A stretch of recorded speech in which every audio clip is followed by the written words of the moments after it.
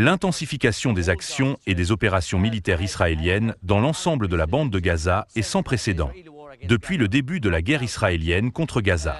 À ce jour, environ 1040 Palestiniens ont été tués, dont un grand nombre d'enfants et de femmes. Et ce, depuis le 18 mars, date à laquelle le cessez-le-feu s'est effondré. Aujourd'hui encore, 40 personnes ont été tuées et des ordres d'évacuation ont été émis pour d'autres parties de la bande de Gaza, principalement le nord de la bande de Gaza, Beth Laïya et Beth Hanoun, ainsi que la ville de Rafah, au sud. L'armée israélienne exerce une pression accrue sur la population, principalement celle de Gaza, qui subit le poids de ses actions.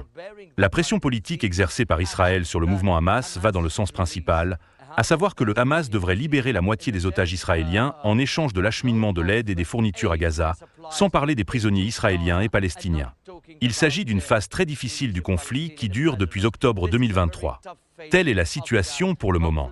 Mentionnons ici que la boulangerie de la bande de Gaza a été entièrement fermée en raison du manque de farine et de blé, fournis par le Programme alimentaire mondial, l'Agence des Nations Unies.